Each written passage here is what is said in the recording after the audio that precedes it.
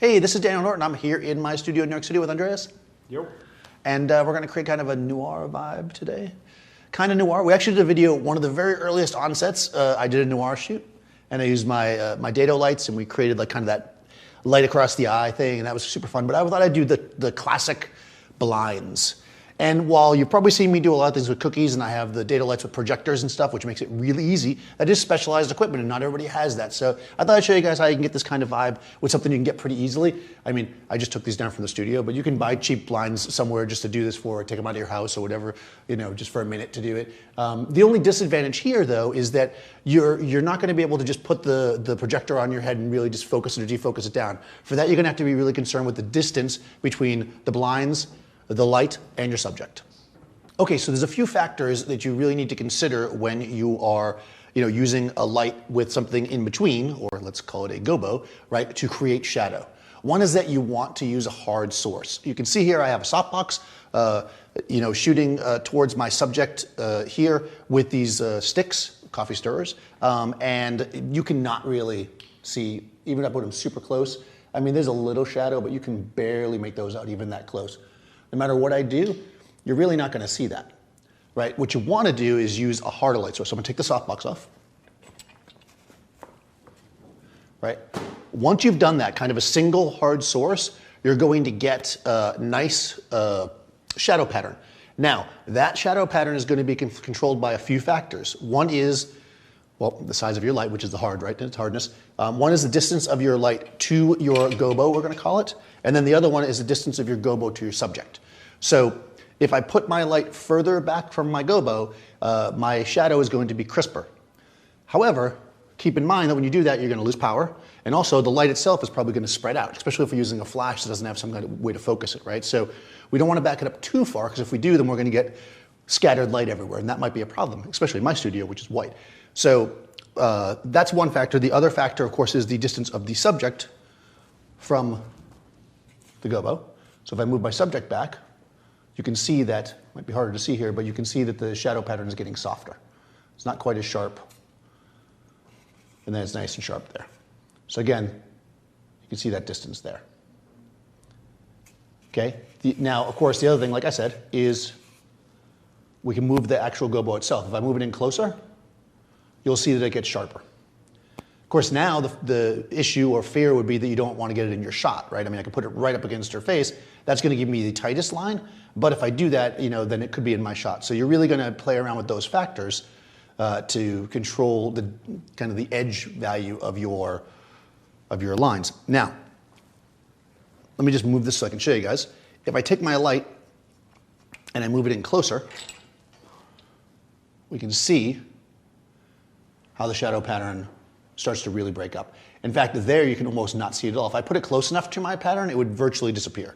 So that shows now if I move it back, right? And of course, obviously the exposure is going to change here too, but we can see that the further back I put it, the sharper the lines will get.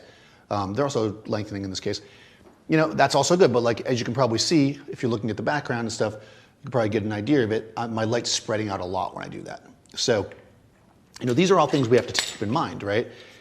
Any of those things will help you. In the case of shooting a person, and what we're going to do, we're building a set. We can move things and we can move the light wherever we want. Sometimes the thing is defined, right? If you're, let's say, in a house, you may only have so much space, though you might actually be using actual blinds that are there, right? So if you're doing that, you might not be able to move them, right? You might have to actually either move your subject closer to get them sharper, or move your light further back. Let's say you put a light outside the window or something. So keep those things in mind. That's how we're going to control this. Okay, so let me show you what we're going to do here. I've got the Profoto light over here set up. We've got our blinds, and they're open a little bit to create kind of a pattern on there. Now, I'm ultimately going to use this grid on here, but I want to show you what it looks like without it.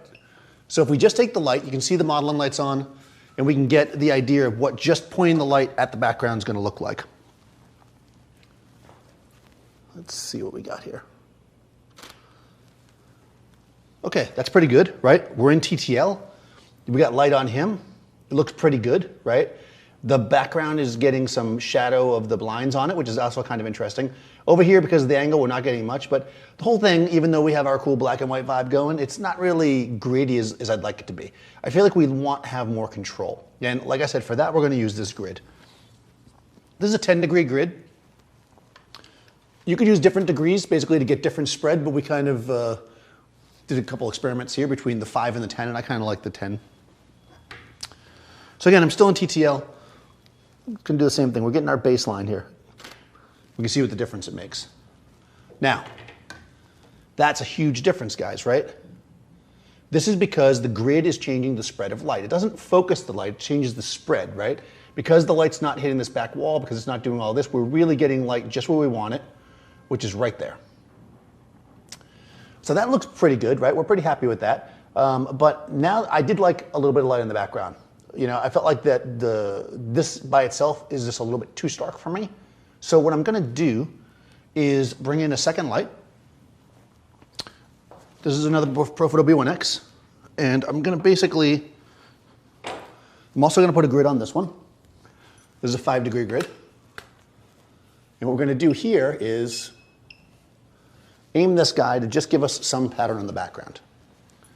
So this is going to be tricky because it's just going to be a small circle of light. I didn't want to, I feel like if I lit the whole background evenly with the window shade, it would be fine, but it would just look almost too much like a set. This feels like a little bit more real to me to get like a little bit of light back there. And we create this kind of vibe. And this is all in TTL, guys, like I said. So that looks pretty good now. I like that. I'm going to hit manual so things lock in. And what I'm going to do, that looks good. All right. Is we're going to bring your fingers up and like open the shade a slight bit so we can get, yeah, there we go. Get a little vibe in there. I've got a little bit of the shade here in the front. It adds a little texture. That looks cool because we have, oh yeah, it's nice and sharp. Has that cool vibe. See if you just step a smidge back. Oh, perfect. That's perfect. Here we go. Remember, where he stands is going to be super important. So I want to move him back a smidge, not to get that in there, just in case you didn't like that. But I want to make sure too that he gets the nice vibe of the lines on his face. So let's just shoot a few like that. This is good. We'll try it both ways. Nice. Oh, that's nice. That's nice. He's like, what could be going on? One more. Oh yeah, I like that. That was a good one. He's like, oh, that's, yeah, I like that vibe, and that vibe would be actually cooler if we were shooting on the other side. So let's actually come on the other side of the curtain here, and I'm gonna have Andres open it up and kind of look at me with his, yeah, there we go. Inquisitive eyes. Let's see what we get there. Oh, that's kind of cool. These are metallic shades too, so they're creating like kind of a, they almost feel like I'm shooting from the outside, like a street lamp looking in. And some cheesy hotel, probably a motel, I think if it's noir. And as he moves, it's just going to slightly shift and change, and it's kind of fun just to see what the difference is. You know, because this has this little flat area here, it's creating this kind of cool leading line. If that bothered you, because let's just get rid of it for one. We'll turn this back. Yeah, let's get him nice and straight. Let's do one where it's straight. Just for, you know, the people that like to have it straight. Okay, that's good there. Here we go. Also cool. I kind of like the leading line that was making, but you know, that's Daniel predicting comment there about the thing being straight. But that's pretty cool. You know what could actually be cool as well is if we go the other way. What if we were to shoot with the kind of a silhouette, right? And we can pull this off. Now I do know this. With this light here blasting through, it's hitting this light. So if I shoot through the shade, I'm going to end up seeing this light. So I'm just going to turn this guy off for this because I'm not getting that background in this shot anyways. Let's kill this light completely. We take him out. And let's do one final shot I think will be really nice. I'm going to leave everything set the way it is to start with, and we'll kind of play around if we need to. All right, so basically same thing. I'm going to get the light in the shot, looking out, getting the vibe going. There we go. Now, I didn't switch back to TTL because if I did, it would have completely changed my exposure because, oh, we might have nailed that too easy. You never want to nail it too easy. You definitely don't want to do that. It's too easy. Oh, yeah, that's great. Let's do one more like that. I love it. Oh, yeah, let's take the jacket off. That's a good idea. So he's wearing a black jacket, right? Which is fine. But if he takes the jacket off, Well, first of all, you need to take the jacket off when you get inside your hotel. And also, the white might actually pick up a little bit more of the light. Perfect like that. Let's see. Oh, yeah, it's nice. You get a little more detail there. It's got a nice vibe going, nice and sharp and crispy. Let's do one more. Now, there is, you know, guys, if you were getting crazy here, like you can see a little bit back there, so make sure you don't have a bunch of junk back there. I don't think you can really see anything too suspicious. So I think we're good. There are some C-stands and stuff, but I don't think you can really make out what they are. You know what I do? I'm actually going to go a bit of a wider lens and get closer. I just want to see what that does. I've been shooting at a 70 the whole time. I decided to switch to a 24. Oh, yeah. Aha. See, being inside, that really makes a difference. I just want to see a little bit more of your eyes, though, so we'll just adjust that light slightly. Bring your chin up a smidge. Yeah, right there. Let's see what that looks like, guys. There we go. It makes the light smaller and less kind of a major part of the shot, but it really gives some intimacy to him. Of course, that's how to focus. Let me get that one in focus. Okay, good. Huh. I'm torn, because I kind of like that, but I also like this. Let's do both at the end. That way we have them both. Yeah, also interesting. It flattens it, you know, that's what perspective does. I'm going to do one final thing, right? Because we always do one final thing. I'm going to go to my A group, and I'm just going to crank that light up like 2 more stops. So we're going to overexpose a bit. Now, I know this is going to blow him out, but I kind of want to see what happens if we get some like massive like flare coming forward. Oh, wow. Okay. Interesting. Nope. It was better the way it was. See? This is what we learn. This is the thing. Once you're a certain distance and you're into a shoot and it's already going, you got your shots, why not try things? You know, it's worth experimenting. We're going to close like this. I'm going to put it back on 70. Bring the blind up a smidge, or just get a little lower if you can. But yeah, perfect. Here we go. There it is. Back to where we were. Make sure that when you do make random changes, guys, that you keep track of what it is, so that you can go back if you need to get to where it was. Wow, that's well done. Well done, Andreas. Well done, you. This is you know, Emmy. Is it Emmy? That's for acting. Sure. Yeah. Yeah, Emmy Award. You know, for the. So that's. All of that.